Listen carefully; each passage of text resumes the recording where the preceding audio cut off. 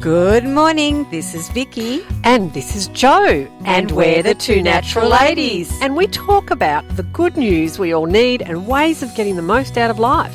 We help people with practical, uplifting ways we can all make a difference. And we're striving for better, not perfect. And we love a good laugh. Please enjoy the show. Would you like to know what happened on the weekend? Oh, well, I was just thinking, what happened, Vicki, on the weekend? I mean, it's just been in my thoughts for the last 50 minutes. Well, I told you what happened Sunday afternoon. We got into the garden. That was a bit of fun. Yes. And I reckon the birds were chirping more after we were. I felt a change in energy. Was it a bit like the, what's her name? I'm thinking the Snow White. And the Seven Dwarfs Snow White went, That's right. And then all the birds came and, right, yeah. okay. I didn't have to get my hands dirty. I just stood out there and sang. Oh. If only, that would be great, wouldn't it? There were complaints from the neighbours. Oh, I've got to tell you something about drums too. So yes, go on with your story. Sometime, I think it might have been the day before, I was out washing on the line and I tumbled. I fell over. Oh. And skinned my knees and landed on my shoulder, and I'm still sore from it. Oh, dear. But it wasn't my fault. It was my daughter's fault. Oh. And she immediately, she was in the back room and saw me and realised and immediately picked up the thing that I had tripped over. Oh. Yes, because of course I was looking up at the line. Yes. I just completely, but I'd started thinking about, when you get to our age, sometimes people say they had a fall rather than fell over. Yes. And I'm like, I fell over. Yes. Okay, got that? Like a 3-year-old, not like a 90-year-old. And I said to my other daughter, my older daughter, just remember this, when Mum falls over, she falls over. She doesn't have a fall, and I don't care, even when I'm 90, I fall over like a 3-year-old. Yes, I love it. Okay? Yeah, absolutely. Good. I'm with you. I'm with you. I mean, when my kids even mention old or older and me, it's like, no, just that's it. And having a fall falls into that category. Yes. Oh, well, you know what I did on my the hip's weekend? fine, by the way. Oh, I gathered. I didn't see you hobbling, with a walking stick. So I wouldn't have known if you hadn't told me. True. So there you go. Sorry, I interrupted you. No, what were you that's saying? okay. I was saying we did our hard rubbish.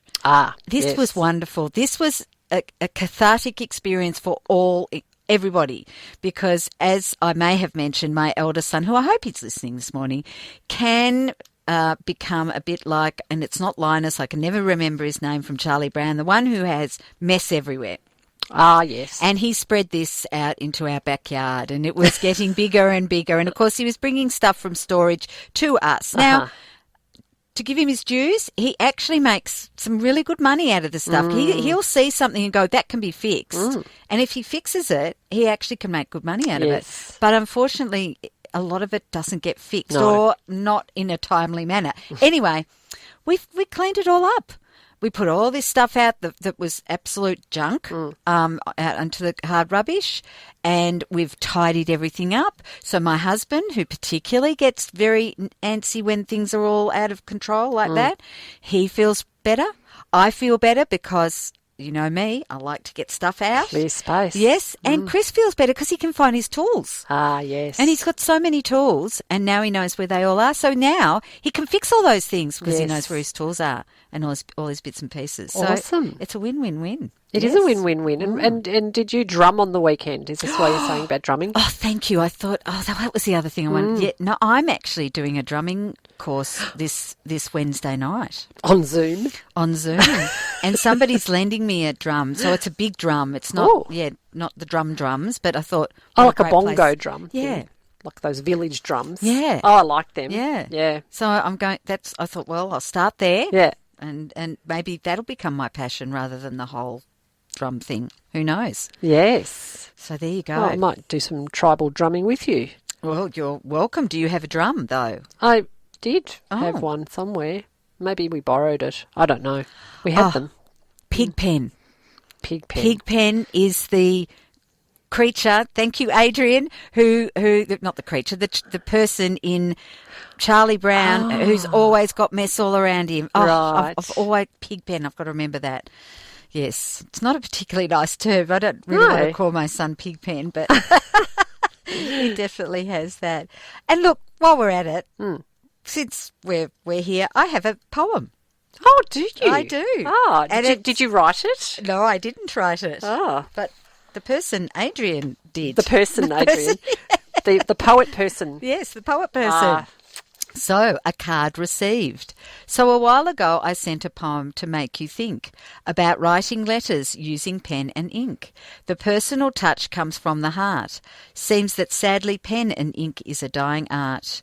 You mentioned that we all could write to each other, try as we might. It's a lovely touch to put a pen to page, although to make it neat takes me an age. Somebody said she had sent something to me. In the post, I wonder what could it be? A letter? A parcel? No, it's a card for my birthday. Took 3 weeks because it came from far away. From Joe, it seems, had sent the card. Deciphering the writing, it was hard. Vicki once had a dig about my scrawl. Bad, she said. Really? Oh, no, not at all. The post takes a while. It is so sad. Airmail? The time really is really bad. The time taken is really bad. But this is to say my thanks to you. Appreciate the thought. Of course I do. Oh, that's lovely. Yeah, having a go at my writing and everything. Yeah, well done, Joe, 'cause I keep thinking, and actually Adrian is not the only person in the UK I think to write to, but I never get to it. Well, the reason why, I mean, I do have scrawl, and you can attest to Joe's scrawl. My writing can be totally decipherable. However, I did write it on my knee in the car because I bought the card and then I had to go somewhere, and I thought, if I don't write it now, I'll go home and it'll sit there for 2 weeks and then it'll become part of the furniture. Do you notice that? Do you notice how things, you put them down and you think, right, I'll leave it there because it'll remind me, but after a while it becomes part of the furniture and you just go past it without even noticing it.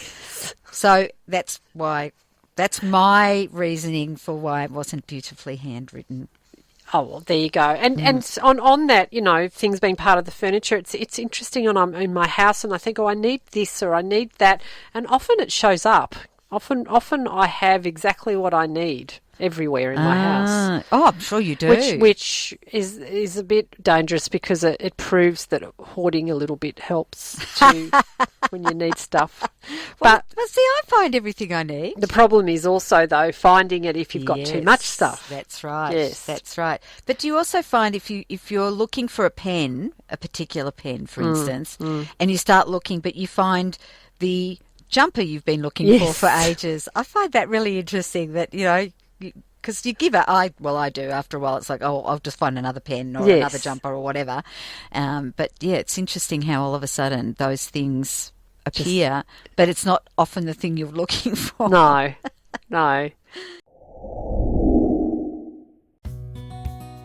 You've been listening to the Two Natural Ladies podcast. Visit twonaturalladies.com.au for more information. Thanks for joining us.